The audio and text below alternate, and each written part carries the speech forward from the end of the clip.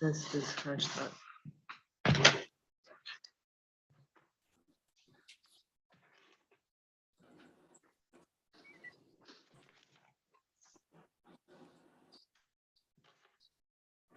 So again, excuse me, but nobody can hear us because I need to unmute the room. So Eric, hold on a second and show me back where that hashtag is. Go back and do unmute the room. So here, ask to unmute.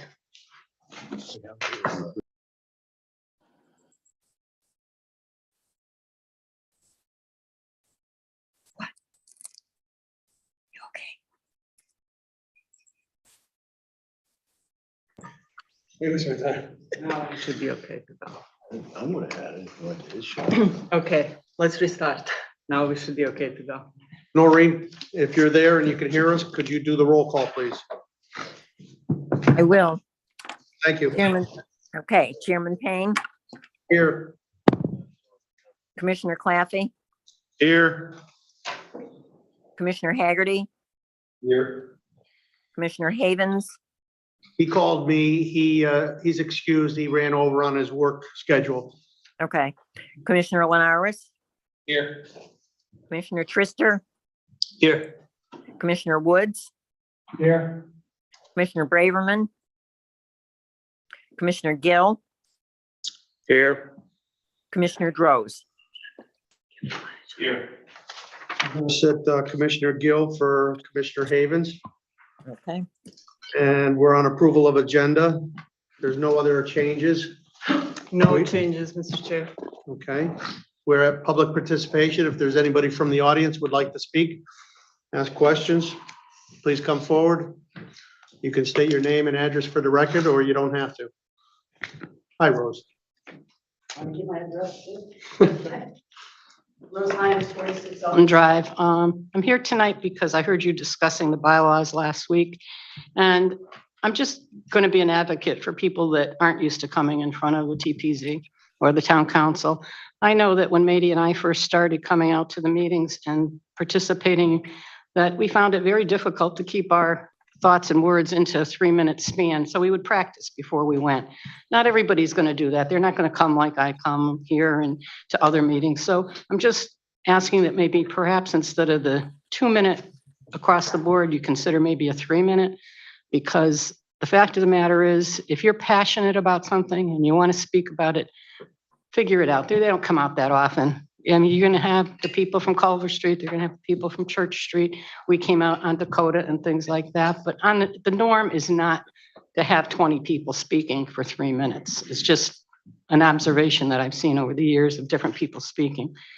Probably going to get the same people over and over again, but just something to think about. And the other thing, during public hearings, I've found in the past, and the chairmans now and in the past have been very lenient about this and offering your opinions. When you have the option to either say yes to the petition or the application or no to the application, there's some like myself that are there and just want to ask a question and have no opinion one way or the other than a comment or a question. I think that's happened in the past on Culver Street. There were people that called in that they didn't have an opinion one way or the other, but if you don't give that option, especially over Zoom, you don't know when to raise your hand, and it's very hard. It's nicer to be right here. And while, like I say, you're very accommodating right now, who's to say 5 years from now, if someone else is sitting in the chairman's seat, that they're going to be that accommodating. And last but not least, just thank you for everything you do. And one quick question, if I may. Someone asked on Facebook, and I'm just going to ask tonight. I don't believe that you can count affordable housing on our list of affordable housing until it's actually occupied. It's not in projected projects. Like someone asked what the projected project at Dakota is going to mean to that count. And I just wanted to be sure that what I'm thinking is correct, that you can't count it until it's actually got a certificate of occupation or something. I believe you're absolutely correct. That Thank you. Dakota has not counted for our housing yet until it's constructed and they have the COs. Thank you, Rose. Anybody else from the public like to? We do have someone on Zoom. Okay. Mr. Zelik, you can go ahead and unmute yourself. Very good. Can you hear me? Yes. Okay, on April 13th, the zoning commission approved petition 12-21, or excuse me, 12-22, which was a special permit for the open space subdivision at Church Street and Tremont Streets, and they did so without the Wetlands Commission having rendered a decision. This is a violation of the general statutes, chapters 124, section 8-3. It's also a violation of the Newington subdivision regulation, section 7.2, and the TPZ regulation 6.3.5. All three regulations are very clear, and they state that the decision of the zoning commission shall not be rendered until the wetlands agency has submitted a report and made its final decision. It's up to the town planner. It's their responsibility to coordinate the wetlands and the zoning permits to ensure that the zoning commission does not act without the wetlands commission having rendered its decision. It's the zoning commissioner's responsibilities to know the regulations and to know when and when not to act. The abutters to the Church Street subdivision now have grounds for an appeal, as well as other legal actions against the zoning board. Through the chairman, I would like to ask the commission to respond as to how it plans to address these violations that were committed by the commission. Okay, thank you. Anybody else from the public wishing to speak? Igor, you can unmute yourself. Igor Bochenkov, 20 Cobblestone, Newington, Connecticut, 06111. My comments are addressed to town council representatives on this commission. Residents urge you to review this commission's actions and its many violations of state and town regulations, and to act within its authority given to you to make sure this commission corrects its erroneous ways and goes back to representing residents of this town. Thank you. Anybody else wishing to speak? Public participation? There's no one else on the line, Mr. Chairman, on this side. Okay, thank you. We're at remarks for commissioners. Any commissioners have any remarks? No. Okay, we're in new business. Petition 17-22, site plan application at 165 Stam Road, applicant in contact, Mike DeMeo, owner, MRD Property Holdings LLC.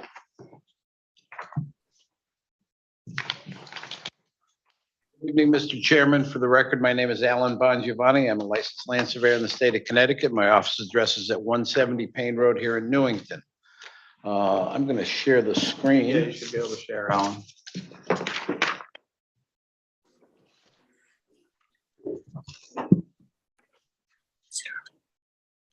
It's okay. Mr. Penn. Yeah.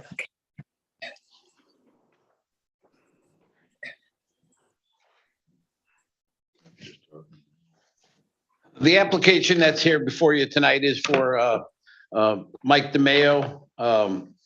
City Paving, his holding company is MRD Property Holding at 165 Stam Road. It's a little over 1 acre of land as part of the Stam Road Industrial Park in an I industrial zone. Mr. DeMeo and his family have owned this property for probably somewhere over 30 years and have used it as their facility for their paving business. It has been a fenced property with outside storage for the entire time that they've owned this property. At this point in time, they'd like to construct a building on the property to facilitate their use, store their vehicles inside, things like that, as their business has grown over the years. Zoom in.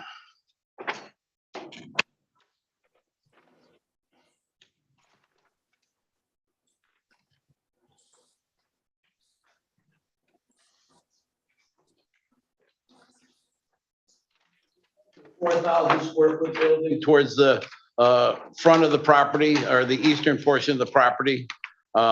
There's an existing curb cut onto the property right where the proposed driveway is.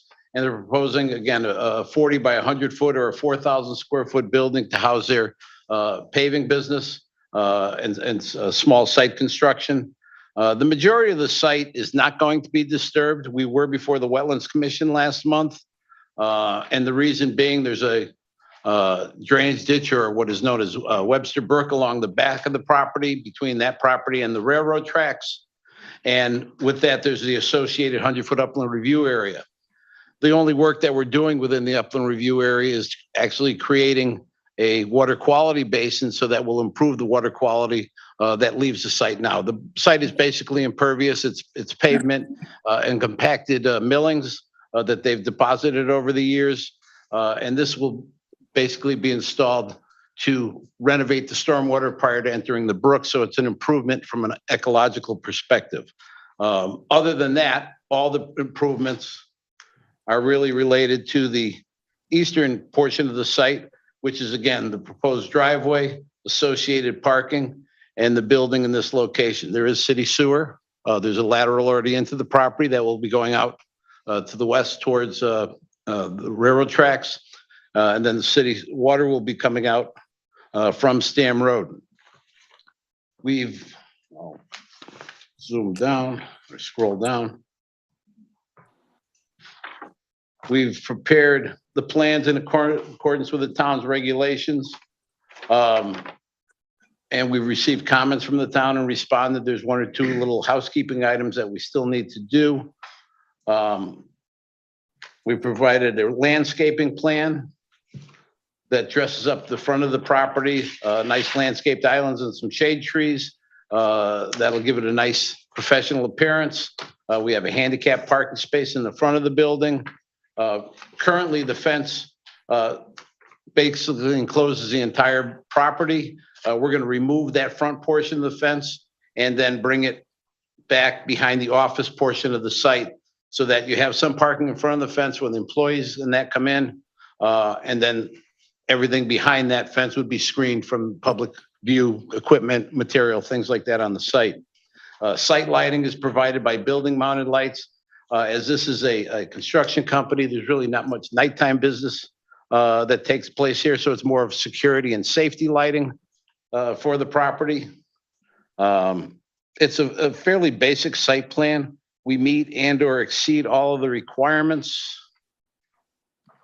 of our regulations.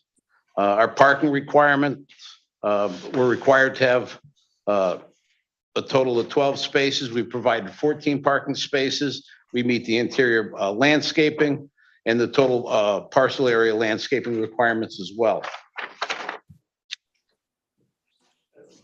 Submitted with the application, architectural elevations of the building. It's going to be a steel structured building. On the front facade and the south side, halfway up on the building, there'll be a masonry split face block, and then a steel ribbed panel on the upper portion of the building. I apologize, we weren't provided colored renderings. Do you want me to? But as I understand, they're going to be in the gray tones, and it should be an attractive building when it's completed. I think that's it. If you have any questions, I'd be happy to answer them. I'm not sure that there's much about this that is very unique. It is in conformance with our regulations, and it does meet the requirements in the town of Newington. Very good. Thank you very much. Any questions from the commissioners? Any questions from the commissioners for the applicant? Yes, Stu. Al, you mentioned this existing curb cut. I'm assuming you're planning on widening that and changing it because that's what it shows on the prints. That is correct. Okay. Second question, I also noticed there was no signage. Does that mean you're not planning on putting any signage out there? There is no proposal for signage at this time. This is not the type of business where you'd go shopping around for. I think being understated is probably an advantage.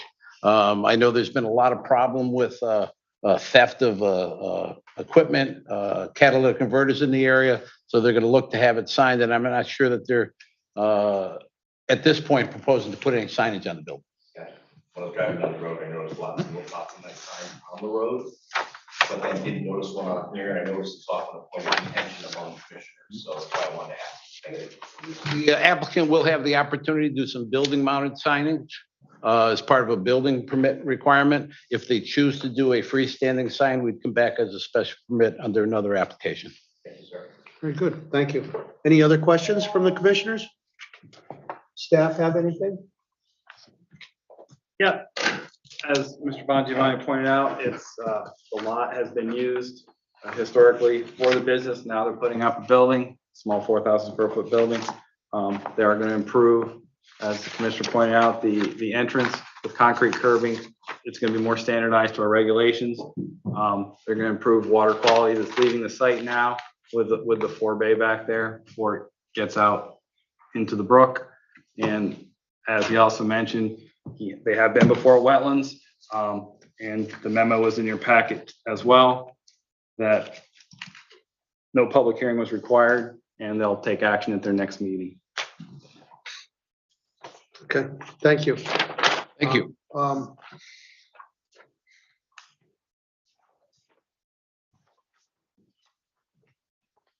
Okay, next thing on the agenda is old business. And no motion needed. It's on, first item on old business is petition 17-22, site plan application at 165 Stam Road, applicant and contact Mike DeMayo, owner MRD Property Holdings. Is there any other questions from the commissioners for staff before we propose a motion? Renata, could you explain to us the procedure and why it's okay to vote on this application or another application before wetlands makes a decision? Could you just run that through us for the commissioners and myself? So, yes. So with regards to this specific one, this is a site plan application. The statute required a report from the Wetlands Commission to the Planning Commission at the time the Planning Commission acts. There is nothing specific in the statute that says what the contents of that report are. So a report that says there is significant impact or not a significant impact, a public hearing is required or not required, has been rendered sufficient by lawyers' precedent, including our town attorney. I believe back in October or November of last year, I had specifically asked that question of our town attorney and have in writing received a response that it is appropriate for the Planning Commission to act on a site plan independently, provided they have a report from the Wetlands Agency. They do not have to have a decision from the Wetlands Agency. What Mr. Zelek is talking about is a situation where there was actually an action on a special permit / subdivision, where we didn't verify. I did not reach out in that particular case to the town attorney and asked whether or not that same logic would have applied as well. There is a provision in our subdivision regulation that specifically says that you cannot or should not be rendering a final decision or your decision until final decision by the Wetlands Agency is made. So by that standard, yes, that decision was inappropriate. And we have missed that just in a slew of completely being buried by Culver Street residents, Church Street residents, like unbelievable amount of workload that we have had. That being said, however, again, the precedent and the reason why you are asked to get that report, the reason why that rule exists in the state statutes, to begin with, is to tie in the wetlands permits together with the planning permits in a way of not missing out the notion that there are wetlands on sites that are developed for land use developments. So before wetlands were regulated or before wetlands became important, people would submit applications for land use development and completely ignore the fact that there were wetlands on sites. So now that's why that rule exists, so that applications must be made at the same time. These are two separate agencies that have two separate jurisdictions that act under two separate chapters of statutes. Like you are acting under 124 and 126, and they're acting under 440. 440. They're completely discrete. So, so that's why I believe still that it is independent. I will say though, Mr. Zalek has been appealing to members of public to submit appeals to decision of the Planning Commission before. And what that essentially means is he has been inviting public to sue Planning Commission, while he hasn't done that himself. That puts me in a position when I'm sort of legally challenged. I have been advised by town attorney not to respond to that myself, so I will not do that. Yep. No, I just So- wanted you to clarify it for all of us. And I appreciate your answer. Is there any questions from the commissioners? Any questions that everybody understands? Kurt? Mr. Chairman? Yes. Yeah, my microphone's on. In the past, I thought, and maybe it was an oversight on our part, that typically we would put in as stipulation that it was dependent upon approval from wetlands. I think we've done that in the past, and maybe we just, again, I know we've been very busy here for the last several months. Would that work if we did that pending the approval, or do we? Well, I don't think it's needed though, because if they don't get their approval. If they do not get a wetlands approval, they can't do anything, so it doesn't matter. Because both parties are independent. Okay. No, at one time though, I think you remember, we used to wait, Correct. okay? But now we don't have to wait because they're, So You- I will also point this out. The subdivision of land means you draw lines on a map and you create lots. A development proposal means you can build something. A wetland permit allows you to build and disturb wetlands. So if you don't get wetlands permit, you don't get to touch that area. If you don't get your development permit, you don't get to build anywhere. So it's all independent. I mean, wetlands permit cannot stop subdivision development. These lots are created. But if you do not receive your wetlands permit, you can redesign your development plan, and then you will have to go back to the planning commission for a site plan modification because your development permit has changed. very good. Thank you very much, Renata. Okay, I'll entertain a motion for petition 17-22. Motion to approve petition 17-22. Second. Well, you gotta read the whole motion. Oh, I'm sorry. I got it. Oh, you are. I make a motion to approve petition 17-22 site plan application at 165 Stam Road. Applicant contact Mike DeMayo, owner MRD Property Holdings LLC. Move to approve the site plan application at 165 Stam Road with the following conditions. One, address all comments from the town engineer in a letter dated April 13th, 2022. Reasons for the approval. The application meets the site plan criteria in section 5.3 of the regulations. That's it. So we have a motion from Commissioner Claffey. Do I have a second? Second. Seconded by Commissioner Lenars.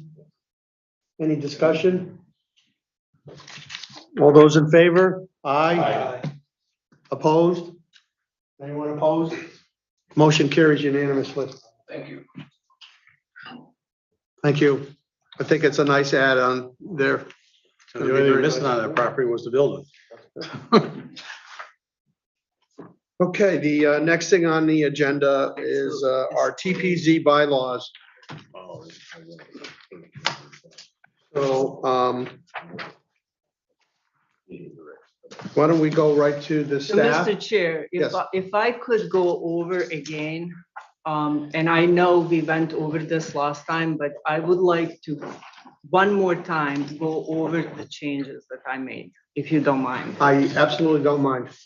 All right, so Eric, can you display this? And if I can actually like look at that computer a little bit.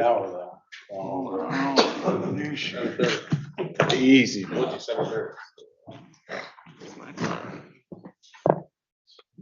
So no, the change, It's there, it's under here.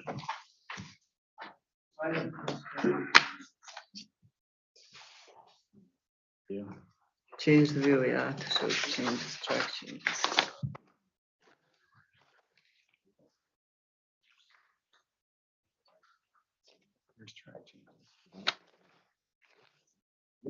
Is that in Zoom folder? Yeah. It's not the right one.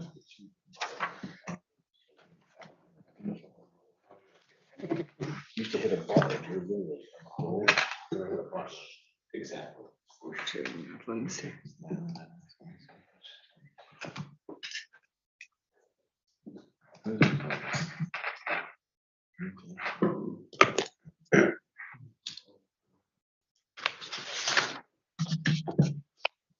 I would agree with you on that.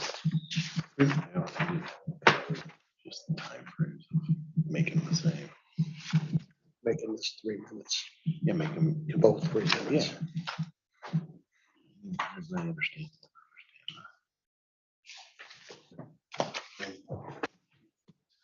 only other thing I had was maybe that he or she come in to discuss it with us, because we do it in. Do this.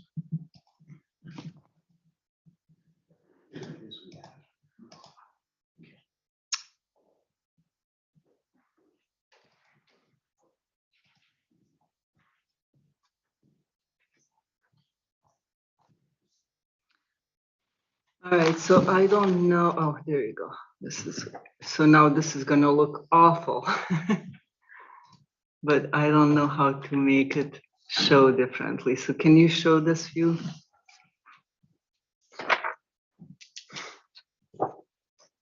They gave us 2 computers, 2 laptops. One wasn't working at all. And then this other one is showing things differently than what we were able to see upstairs. But at any rate, so the first thing that I showed was this chairman to chairperson, and then his to there to kind of align with that. Scrolling down, I change stuff to reflect the electronic aspect of how we are dealing with agendas and meetings and things like that, that we are doing meetings in hybrid and Zoom and that sort of thing. So scroll down. The next thing that I worked on was the order of business, and I aligned order of business to follow the process on our agenda. I did that assuming that you liked how your agenda currently is. So I just took our agenda and realigned order of business to follow that. Everything on here is exactly the same as it is on our current agenda. On the bottom of this, I added this language that said that the chairperson can, at his or her discretion, change the agenda. And that normally is the practice. Sometimes we add business, sometimes we strike out business or change the order by the vote of the commission. So I just added that in this language here. This is all like just gender stuff. I included here that we will be sending emails in agenda because that's what we do.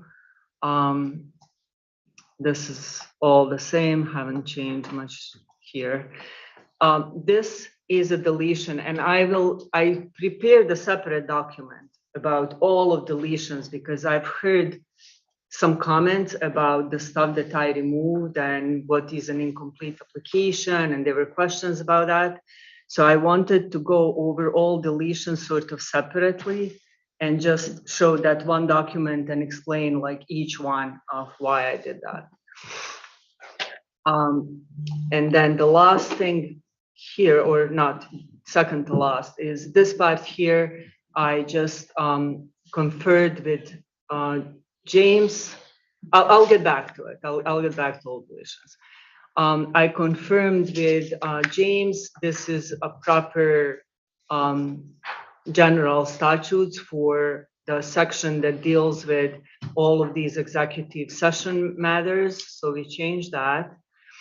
And then the one thing that created a lot of commentary last time, and it was commented on tonight as well, was when we have hearings.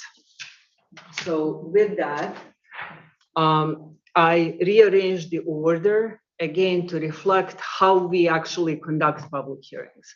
So like I explained last time around, we don't really ask town planner to identify the property. We generally know where the property is, and since I've worked here, nobody ever asked me where that is.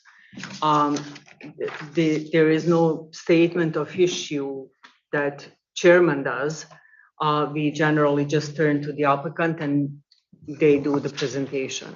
We talked last time about duration of that presentation and whether or not that time should be limited. I talked to some extent about whether or not, in my opinion, I don't think that should be limited. It's up to you whether you decide to do that or not. There is town planner's report. I changed, as we had discussed last time and people testified, instead of limiting everybody to 2 minutes, I just reversed and made then all those, it was people who spoke in favor were limited to 2 minutes and people in opposition were given 3 minutes. And then I said, let's give everybody 2 minutes. And then after last meeting, I just said, okay, well then let's have everybody speak 3 minutes. So, those in favor and in opposition can speak for 3 minutes. Rebuttal by the applicant stays to 5 minutes. And I still suggest that we keep the rebuttal by the opposition out.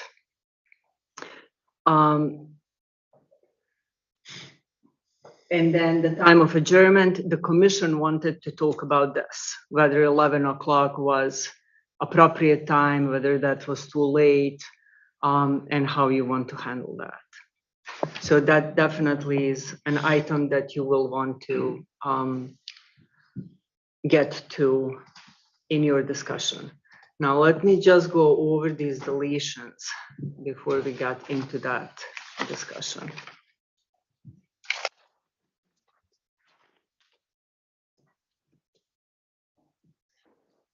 So I'm sharing now.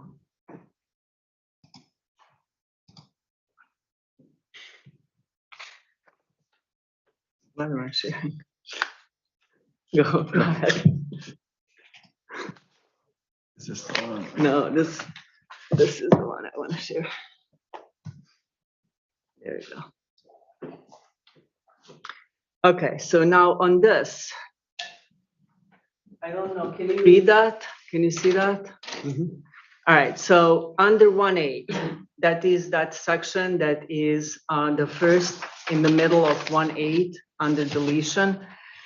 It says any item proposed for the agenda which does not have with it supportive information and documentation as required by these rules shall be considered incomplete and not ready for consideration. You went through training, and in that training, you were told what was this deal with calling applications incomplete. First of all, the town planner doesn't really get to say an application is incomplete. And you, as the commission, there are certain documents that you can require, and they're in your regulations. But when when the application is truly objectively complete, if you can understand what the proposal is, and if the public can understand what the proposal is, if you are satisfied with the information that is given to you, to the effect that you can say, I clearly understand what this is and what is it going to be, and I'm okay with voting on that, then the application is not incomplete. So what having these kind of languages, and in your bylaws you can have whatever you want. This is like really not binding document. But when you have these restrictive kind of languages in your regulations, like that is kind of bureaucracy, that is kind of inflexibility that really creates problem for people. When we say you must have an A2 survey for every special permit application, and then you end up having a special permit application for something that doesn't require anything that's of any significance, anything that would normally commonsensically require an A2 survey. And you end up costing somebody like $12,000 for a survey of surveying nothing. So anyways, so that is why I propose that we don't have this kind of language in here. The filing procedures regarding applications for subdivisions, site plan, and special exceptions. So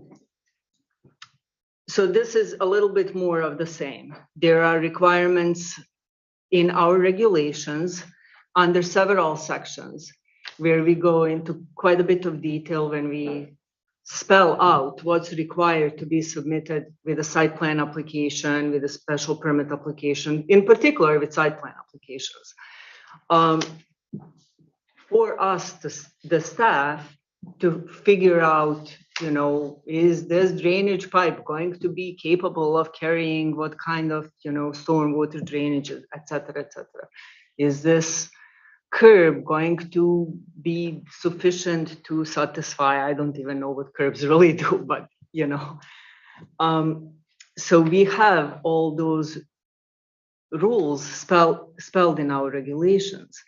It shouldn't be in your bylaws. This is a regulatory matter that's existing in the regulations. I cannot, and I can tell you right now, I will never say the application is not complete. If I get an application written on a napkin and somebody pays me a fee, I went through enough training that I will take it. I will never say it's incomplete. And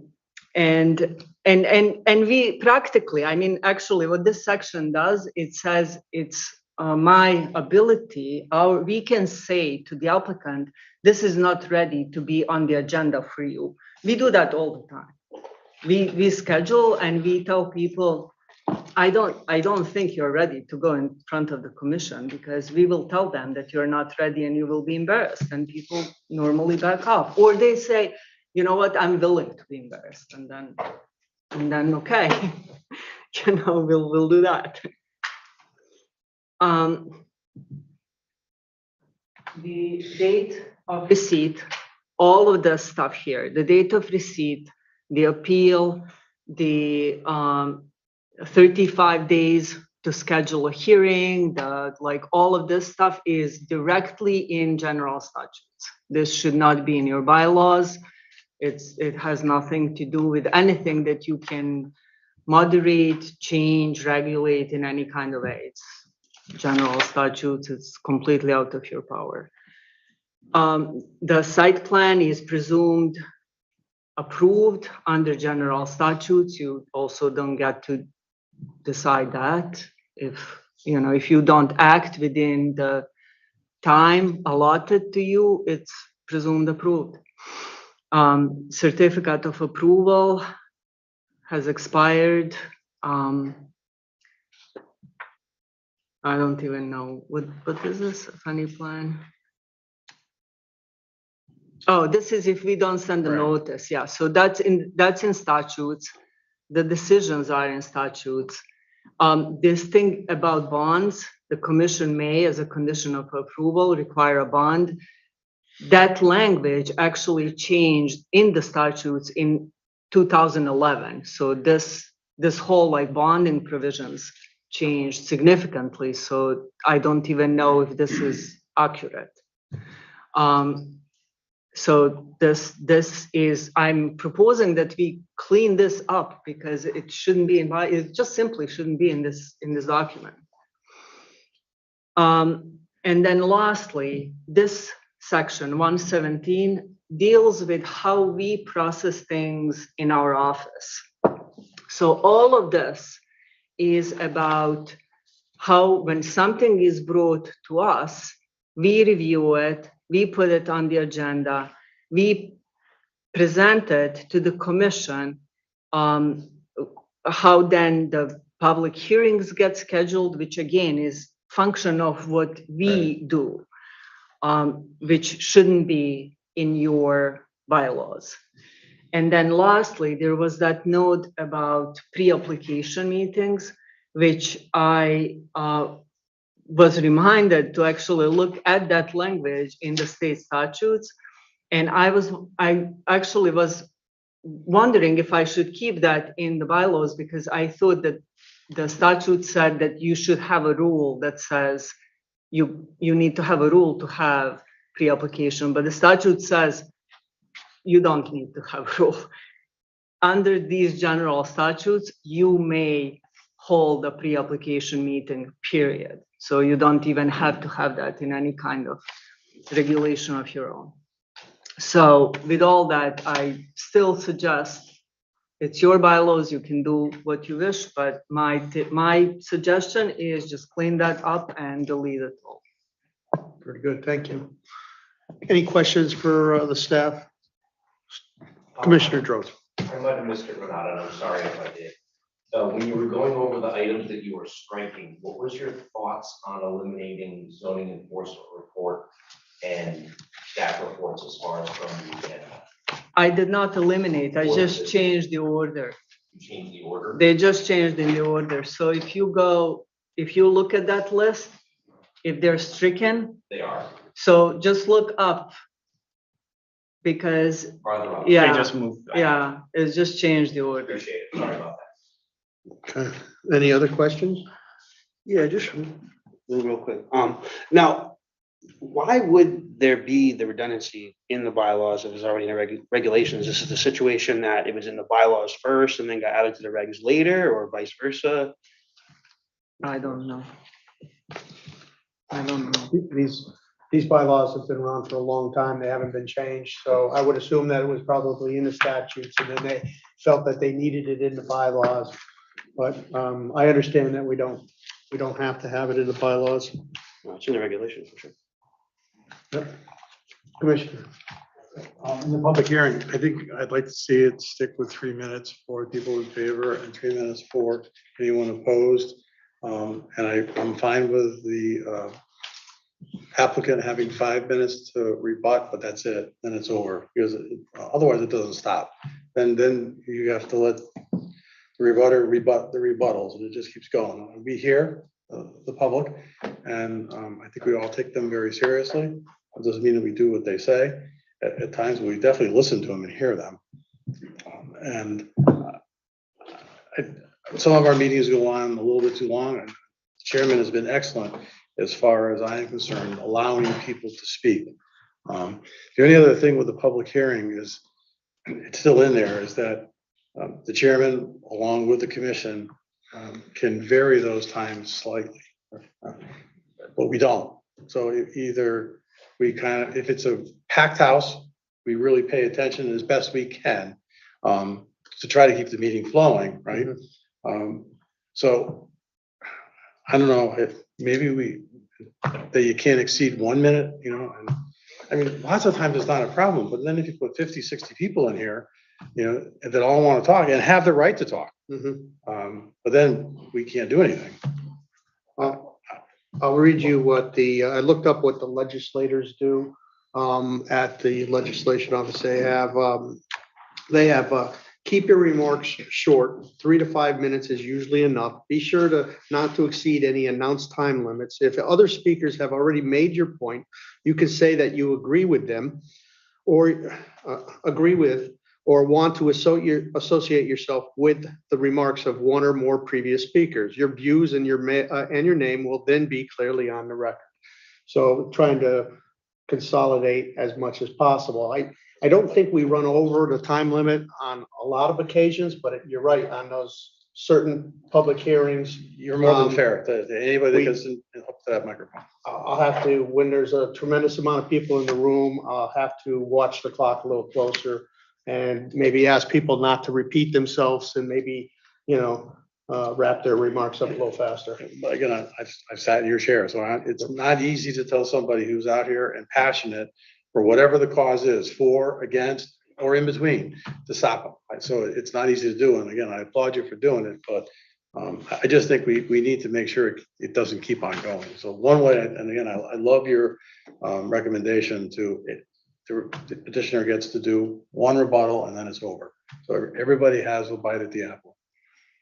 Okay, and keeping the 3 minutes. 3 minutes. For both sides. or against. I think we need to be fair, Yep. otherwise. Yep, absolutely. Not Any fair, other, equal, right? yep, Commissioner Gill.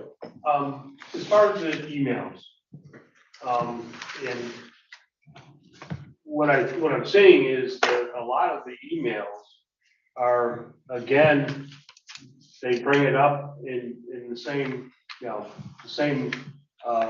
at public, participation. There's probably no way of getting around that, but,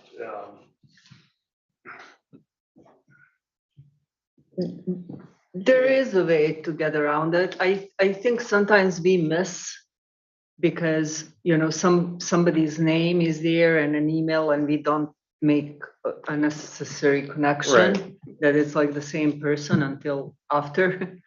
But, On the forms that we, like the standard forms like we did for Church Street, I mean, yeah, we could have had those and the people wanted to speak, we could say, we have their letter too, so you can either, it might be up to the chairman whether you want to read the letter and then speak again when they're gonna say the same thing. So I mean, we can try and keep a better handle on it, but.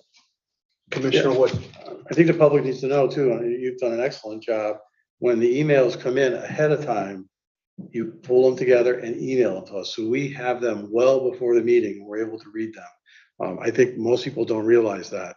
So while they do read them into the record, most of the time, not all the time, we've all had those. They're in email to us. We usually get 2 or 3 packets of them as they come in. Any other questions? the seating of alternates. Now, in the agenda now, we have it listed there. Is that document up there telling us the same thing? It should be, that has not changed. So let's see.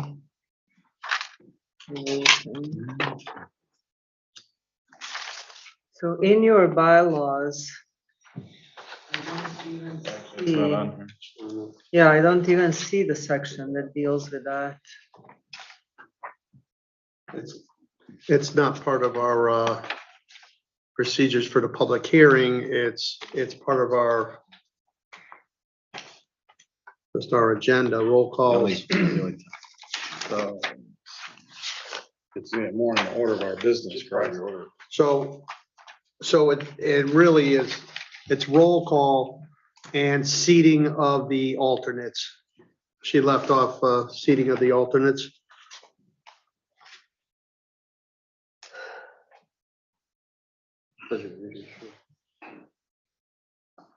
Well, it gets my attention. Yep. Yep, so.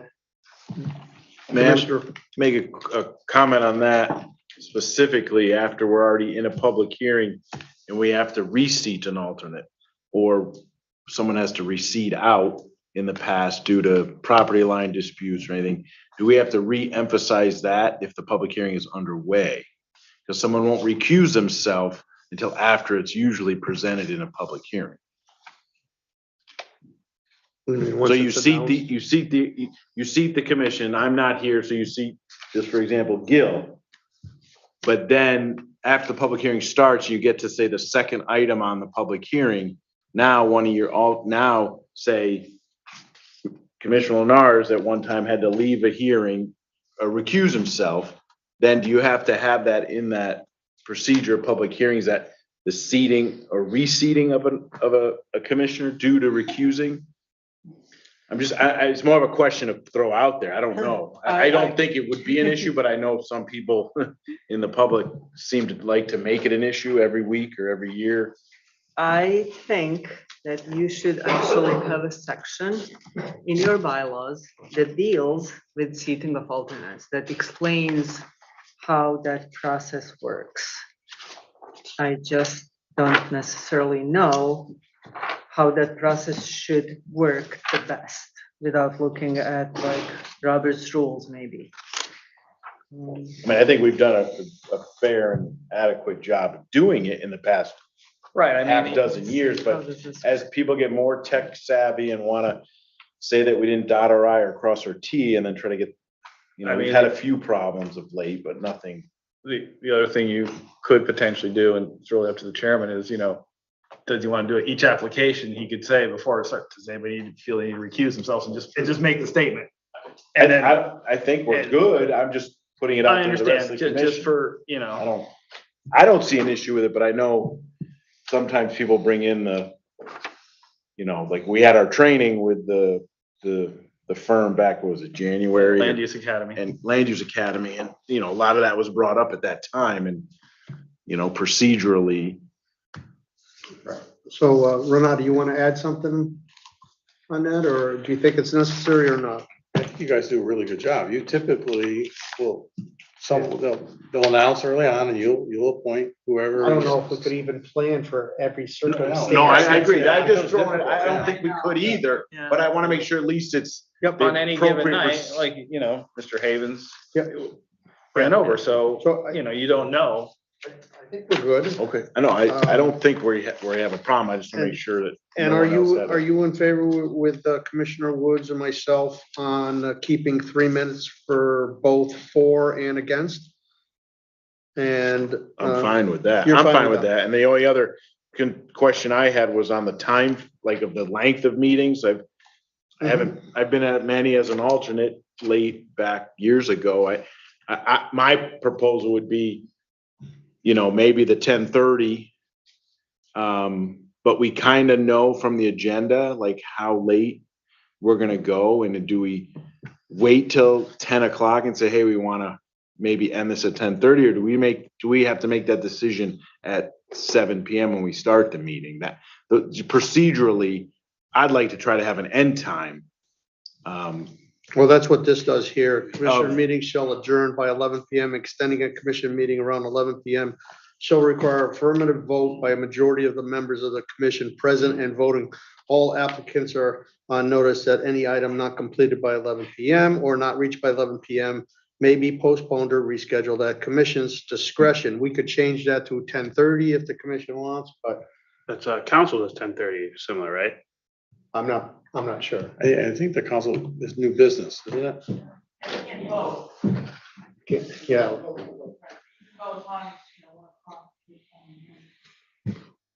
I think 11, I think if we get out by 11, I think we're okay, but I'm fine with, I didn't know what other people felt, because we don't talk let's. outside let's- of this. I can tell you my experience with this. So town of Manchester had 11 cutoff time. And sometimes, depending on which application was before you and what kind of time frame we were in. Sometimes we were at the end of the process and we really didn't have more time.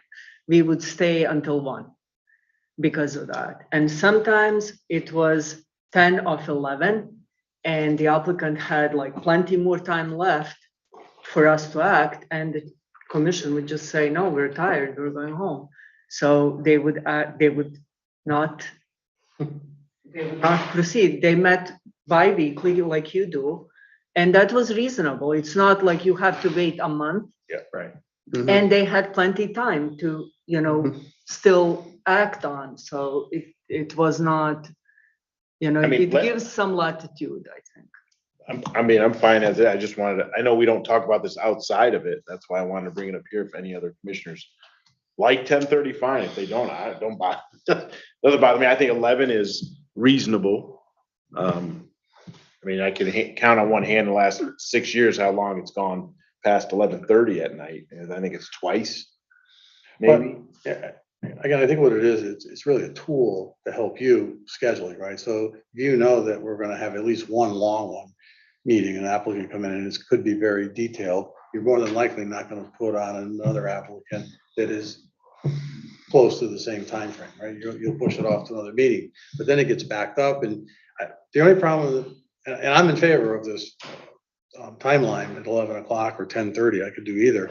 But it's almost not fair to the applicant, right? If they came at 7 o'clock and they think they're gonna get on, and here it is, 11:15, we're wrapping up one, they just sat here for 3.5, 4 hours, and they gotta go home. It doesn't quite work like that. First of all, when we are scheduling, I don't always know exactly what's gonna happen at the hearing. You don't know what will happen. Like, you may kind of think you do, but things are unpredictable. You may get 20 people or 2. The other thing is that applicants have their own commitments, their own agreements, lease commitments, their agreement limitations. So they may have sort of like term commitments that have nothing to do with us or me that I don't even know about. So if we say to them, your anticipated schedule is such and such date, and they have their team aligned for that night, they will try to get on that night, and they will be sitting here until 2 a.m. because, they have something invested in that night. So, it's not just me. It's like a little bit of me, very little bit of me. I think the language that gives the latitude to, we're getting near that time frame and kind of feel the room, because you're right there. I think there has been times where we've gone late, made some decisions that may not have worked out in the applicant's favor, and then they didn't have enough time to come back to us because of those outside obligations that we don't know of anyways. We just find out after the fact, like, oh, well, they didn't do it because. So I think there has to be some latitude, but I do think there has to be a kind of Having cutoff. time limit is good because it discourages jamming agendas. So if you have an applicant who has ability to not sit here, and they know that it's going to be controversial and late, and nobody wants to be in front of the tired commission, applicant or public or the commission. There is just too much risk for everybody. So. Okay, any other questions from the commissioners? Just a Commissioner couple Levin. thoughts that Yep. we're all weighing in on. I think what you did in terms of cleaning up all the stuff, I'm not sure where you found the time to do this, but it's a good thing with the recent meetings that we had. And we're so focused on 3 minutes, because we've had these things come up to us lately with all the activity that happened. I think that's a good thing, keeping it equal. The terms of having an end time to kind of look forward to kind of close things off is a good thing, I think, because I guess I missed a meeting that went very long. I just happened to miss it. But even though the team's willing to stay here till 2 a.m, I am not willing to stay here till 2 a.m. I would make that on the record because, we have jobs we have to go to in the morning. So having that discretion as a commission chairman, staff, I think it's a good thing, like you said. And I think overall what you did is just cleans it all up, and it's very fair, and it's simple, and it's good. So I'd be in favor of all of that. However time we decide, whether it's 10 o'clock or 10:30. That was subtle. I think 10 o'clock is a good number. It's 3 hours into a meeting, and if you have to go another hour and a half, that's fine, but it can't be at 11 o'clock and then you decide to go another hour, and now we're here till midnight. So it gives you at least something to look at. Well, if you can think look at that, the agendas going well, forward. it gives us flexibility where if we know it's only gonna be another 30, Sure, 40 yeah, if you minutes, got- yeah, absolutely. but if we know it's gonna be hours, then we That's- can say, hey, we're wrapping this up at X month. Yeah, so I'd be in favor. 10:30, 11. Commissioner Woods, 10. yeah, one more. Do we have the ability to limit an applicant in speaking? Good question. Postponed. We're not limiting them. They have to come back the following meeting. No, No, I no. mean, when they're making a presentation, In their right? Oh, no, we don't. Because we used to tell them 20 minutes, right? Yeah. We're not giving any, So without. I think you have ability to direct them, to tell them what you want to hear. Applicant is representing a project. They want you to get their project approved. So if they sense if they sense that they're boring you to death, and you kind of communicate that to them, I would imagine that any intelligent person would take your advice and wrap it up. If they're off in left field talking about things that are irrelevant to application, you can direct them, and I would certainly advise that we do that. Nobody wants to sit here and listen about things that are not relevant to what we're here to hear. Maybe it's, I think I agree with what you're saying, and I think in person it's better, but on Zoom, I think it's more difficult. I think Zoom like Mr. Bongiovanni made a presentation today. I thought it was excellent. He got to the points. He was probably up there for 15 minutes, everything. And there's also times where it's a large application in front of us. There's a lot of detail. You're not going to do it in 10 or 15 or 20 minutes. So it might take 30 or 40 minutes, but sometimes they'll go on for an hour and a half. And, Right, like a 33 turnpike, and you have a lot of different components there. It's a large piece of land. Yeah. So, if you limit them to 20 minutes, they may not be able to convey everything that you want to know. So, but that, I think that is a necessary information to hear. So sometimes, sometimes presentation may have to take an hour because you, the commission, are looking at the site plan. So you must understand the drainage, the traffic, the sidewalks, the landscaping, the buildings. And then it involves the housing component, so special permits. So you have to understand it's these kind of occupants that you are expecting there, and these kind of jobs or, whatever, commercial activities. So it's complex. It involves a lot of information. So it may take, time doesn't decide. okay. Yeah, I think a lot of these things that we're talking about I don't want to say we're being nitpicking on, but they've come up recently in front of us. But I don't think a lot of times it's a factor. Like usually the public doesn't go over 3 minutes, and if they do a few minutes, that's fine, 2 minutes or 3 minutes. And if the people presenting usually don't go longer than 20 minutes, and if so, it's okay. Like you said, it's probably a big deal and worth it. But like you've taken out the 20-minute thing, I think is a good thing. If it deserves it, they should have it. okay. Any other questions? So do we have to make any changes if we, right now, this states 3 minutes for each of those? The copy that is displayed on the screen that was changed, amended as April 27th or 26th. So that is the latest version. And it does, if we go down here, right here, it says 3 minutes. It's a 3 minutes. Yes. And 3 minutes here on both of them. So does it require action, Mr. Chairman, from us? Yeah, there is a motion, There's a motion. suggested motion. Is there? Well, those are your bylaws and you're changing them. So yes, if you're changing them, it would require an action. So And you left you some space. if You wanna guys make it wanna 10:30? To make a decision, or yeah. Okay. What everybody else feels. of an extended commission.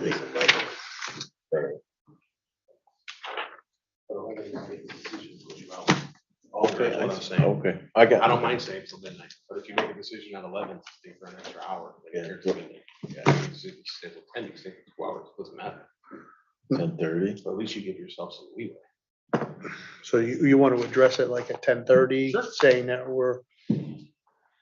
how do you, Easy with the modification that you end at 10:30 and I will change that and. This 11 goes from 10:30, right? yeah, unless, I guess if it was only going to be a little while longer after 10:30, then it would only be, You cannot, guys. it would can have- only end if everybody agreed to ending it, Yeah. Yeah. right? Yeah. Yeah. And we could go, yeah, the majority, we could go a little longer than 10:30, Right. so. It's your discretion. It just gives you, you don't feel like you're held hostage. Right, but if you have the 11 o'clock and you go later, it's gonna be, you're always gonna go later. Okay. Is everybody in agreement to do 10:30? And that doesn't mean that we'll end at 10:30, but it means that we're gonna address it at 10:30 and we may end it at sometime between 10:30 and 11, or we may end it right at 10:30 if we know that the meeting is gonna be real long. Yeah, and once again, I think most of the times that doesn't even come into play. Right. Is there an absolute hard stop time that we are setting or no? 10:30. No meeting is gonna go past 10:30. You will have to vote would have to to vote. extend. It's at your discretion. So if you guys have one item of business left, you can take care of it and be done at 10:35 or 10:40 and call it night. Okay. That's. Perfect. Or 2 AM. Yeah. So everybody's in agreement with that? So we'll change 11 to 10:30? And, And I will just say, we have to be out of here by 6 AM tomorrow morning because they're shutting the power off in this building and doing something. So no matter what you do, we're Alright. gonna be out by then. all right, I'll entertain a motion. Mr. Chairman? Yep. Commissioner Woods. Move to approve the changes to the TPC bylaws as shown on the revised bylaws dated April 27th, 2022. Do I need to include that with the following changes that we did for 10:30? Does that need to be added or? Yes, if you're Okay, with the changing following it, changes made by the commission, and it would be number one, that the commission will now adjourn at 10:30 PM unless a majority of the members vote to extend the meeting past that time. Correct. Motion made. Do I have a second? Second. Seconded by Commissioner Clappy. Any discussion on the motion? Any discussion? All those in favor? Aye. Opposed? Anyone opposed? Motion carries unanimously. Thank you, Bernard. Thank you, Renata. Okay, I'll turn it over to, Renata. We have a couple things there's petitions for public hearing scheduling. So we just have one application that we received and it's a application for a hybrid cannabis retail store. It is the same operation as what was approved at the Fine Fiddle. It's a combination of medical marijuana dispensary / adult recreational cannabis retail store. And it is proposed for the location where old Bonefish Restaurant used to be, on intersection of Main Street and Berlin Turnpike, behind that. Bonefish is still there. Bonefish. Or Krispy Kreme. Yeah, the urgent care, right, it's moved out. Yeah. A weed dispenser? Is that what it is? Anything else? No, that's the petition for public hearing scheduling. Okay. And the next thing on the agenda is the town planner's report. So Eric, can you display the future agenda? So I do want to show this future agenda now because the next meeting, May 11th, we are going to have the accessory apartment application. So it's going to be a hearing to discuss revisions to accessory apartments. So again, I will remind you, I haven't discussed with you in detail any of these proposed changes, which normally I would have this presented to the commission under discussion item, and we would go over that proposal. But as I had spoken to you before, because this is proposed together with the opt-out provision, I wanted to align this proposal with the statute language. And I know that we're going to need to opt out. I know it's like impossible to meet statute. So I'm doing the hearing for both things together. And I want to tease out, I want to actually get the public in the room and tease out to see what are our biggest issues with the sort of the most closest provision to the state statute, kind of similar regulation, so that we can see how can we clean up our accessory apartment regulation the best and get and still opt out and get the best regulation that we can. So that's the objective. So what I am proposing will likely create, people will be like, oh, why are you doing this? And why did you do this? And perhaps some of you will have some questions, but it is pretty kind of like blank out, you will sit, I'll explain it. Some of it is essentially just because state says so. Some of it actually has some logic behind it. So we will do that hearing, and then if we decide at the hearing at the next meeting, if we decide to do anything with that, then the next step will be to go and have a hearing with the council on this as well.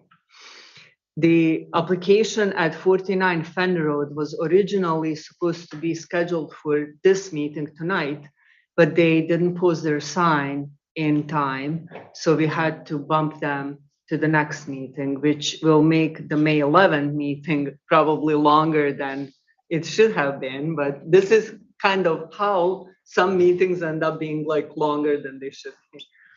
So that zone change is scheduled for that meeting. And then the this hybrid cannabis retail store is scheduled for May 11 as well. We have a mandatory referral for a parking expansion at John Patterson School. This is probably going to be put like early on our agenda. It is.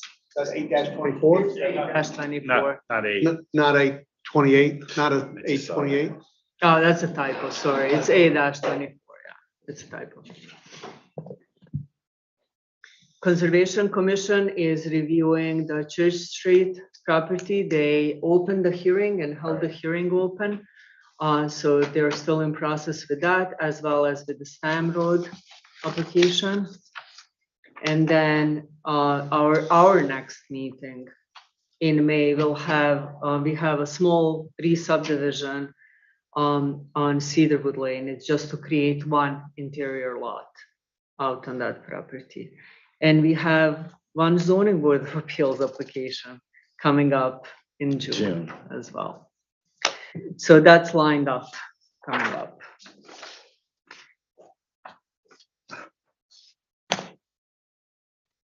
Okay, thank you very much. Any questions for the staff? We all got our communications, CROG letters in our packet, I believe. Any questions? Didn't see any Here. CROG letters.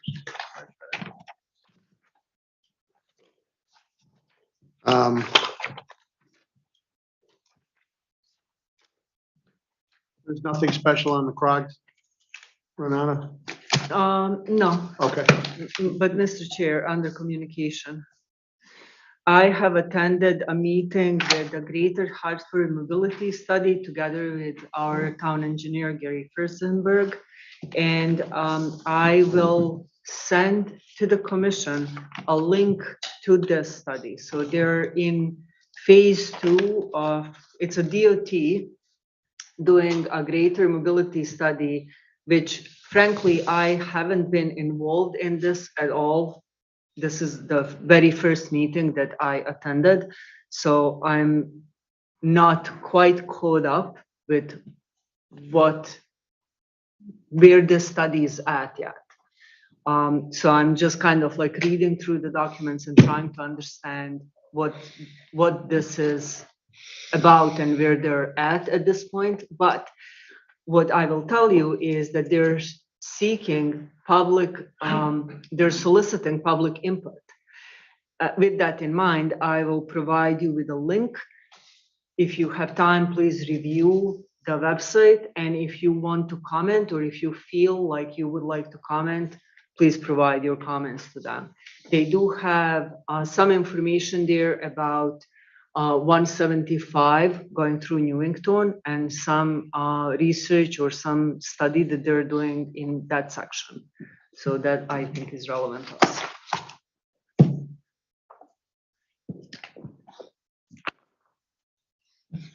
Right, we're gonna go to the next item, which is public participation. If there's anybody wishing to come and speak, please come forward.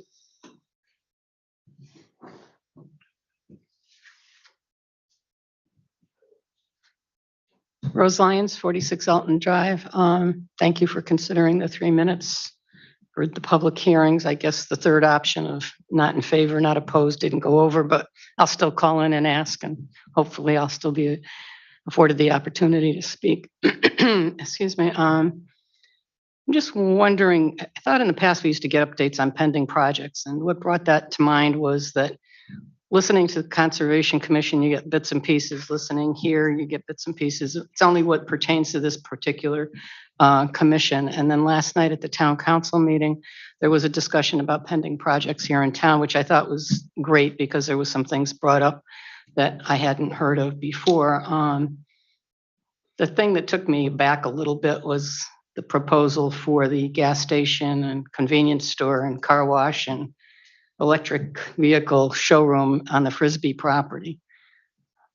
Talking about hearings, there's been hearings here on that property for, I want to say 10 to 15 years. And the first one was the gas station, and we're back to the gas station again. And I'm just wondering, you don't have to answer me, who to talk to get updates on these things. When I see things thrown out on Facebook, speculations, guessing, I usually say, well, call the town manager, or call the town planner, or call someone and get a legitimate answer. Because in my opinion, even though I sit here and I listen to what you have to say, I may take it differently. I may not know what exactly is going on. And I think the residents are wanting to know more about what's happening here in town. I was trying to think if there was anything else here that I had thought about. There was a public hearing a couple of weeks ago, I think, on the gas station on the corner of Hartford Avenue and Main Street. When I went by after the hearing, there was still a sign up, but it was behind a silt fencing. So some of these things the public doesn't get to see. And one thing I still don't understand is having a public hearing on a special permit and then bringing in the site plan into that special hearing. And I've been coming to these meetings for a long time, and as much as Renata's tried to explain it to me, if I don't understand it, I bet that 90% of the people that come here don't understand it. And I think when you talked about Culver Street and the project there and the special permit and the site plan, I thought I heard people saying, well, you can't talk about it on this particular application, even though we're talking about the site plan, you have to wait until we hear the site plan. And then I understand there's no public hearings on site plans. So maybe educating the public a little bit, maybe if you just had like a little informational thing before you went into the application, that you can speak to this, but you can't speak to that. We're going to ask about it, but that's something only for our own information. Just little tidbits sitting out here, I think about as you're talking about your bylaws and things. Thank you. Thank you. We sometimes group things together to make it easier for the commissioners, but as all the commissioners know, we're not public. The public doesn't get to speak about a site plan, but we let the presenter sometimes make the presentation on both the public hearing and the site plan sometimes, because they tie in together. So just want the public to understand that. Is there anybody else wishing to speak?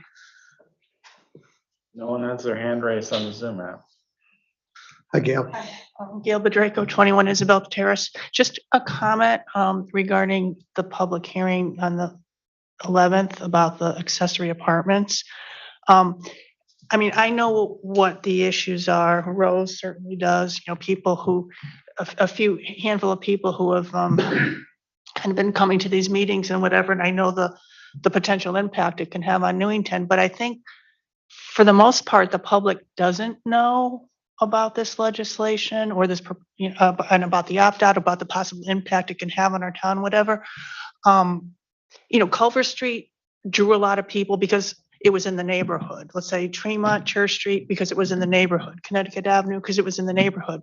But there's nobody who's, I don't think people realize at all what this accessory thing is. And my concern is that if you're looking for public input, which it sounds like you are, having the presentation and the public hearing on the same night, you're not going to get the public to come out, I don't think. So it's just, I don't know whether there's a way you can put information out ahead of it or else have the presentation on the 11th and the public hearing the next. I just don't think you're going to get the input that you're looking for because I think most people don't really understand or know what's going on.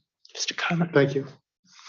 Now, we can always leave a public hearing open for more than one night to make sure that we get the public input.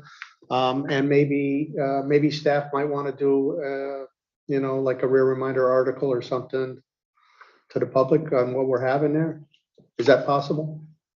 I don't know. Well, we can think about that. What's the date it's being proposed? The next meeting? 11. 2 weeks. 2 weeks. Okay.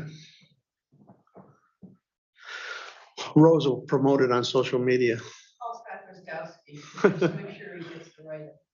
Is there anybody from on Zoom? They're there, but they don't have their hands raised.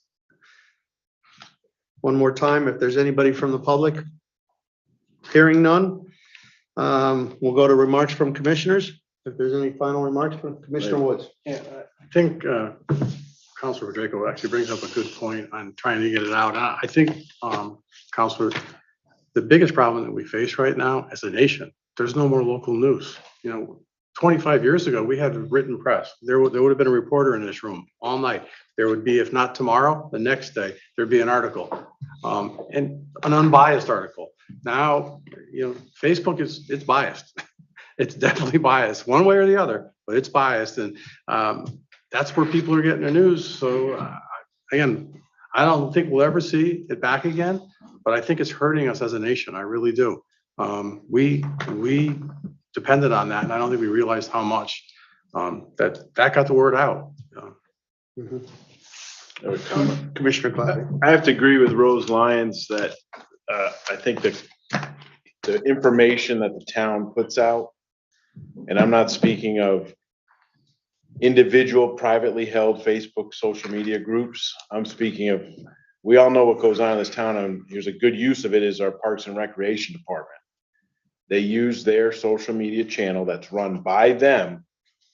It's excellent. You know what's going on. I think to Rose's point, I think the town and the people that run the Town of Newington Facebook page, because that's how, like Commissioner Wood says, everyone gets their information, needs to start using that more to promote the meetings that we hold so people can see it from a unbiased town site that says, hey, tonight we have TPZ, tomorrow night we have the ZBA, the next night, I couldn't tell you whenever, and I've lived in this town on and off for 15, 20 years, when our town council people meet.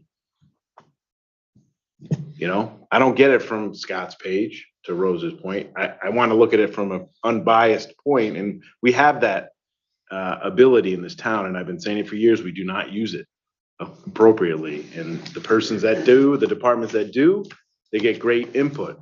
Parks and Rec is a prime example. On a Thursday night, you go to coming up here in the spring, you'll see 300, 400, 500 people in the Mill Pond. So, if we could start asking the town to use those a little more, I think we might get some more people out here other than always seeing Mr. Bon Giovanni, which we like to see. But, to Rose's point, this town does for the ones who are listening, does a horrible job informing its residents. Yeah. As far as the Frisbee property, what is that and where is it? top of Cedar Street, you know, the rock pit that's kind of been up there for a while, crossing the racquetball court. Oh, okay. Yeah, because I saw some, well, I see dirt tracks coming out of there. And last year I talked to Renata about that property being used as, seemed as though they were using it as a load off and moving property. And also the Crest Pontiac property, I see temporary fencing going up. They're starting that project. And another one, I didn't want to bring it up, well, the Stam Road, or the Backhole, where is that at? Be at the end of Sam. Lawsuit, Lawsuit, I have to check, yeah, it's in court. He's. It's in court. You shouldn't really be talking about that. It's in court. Okay. Yep. Yes, the town attorney, if we could have an update for our next meeting possibly? Sure. Thank you. Anything else? Any other commissioners? Okay. Well, it's not 10:30. We have to stay around a little while longer. Anything else you want to talk about? Thank you, everybody, and motion to adjourn. So moved. All in favor? Aye. Thank you very much.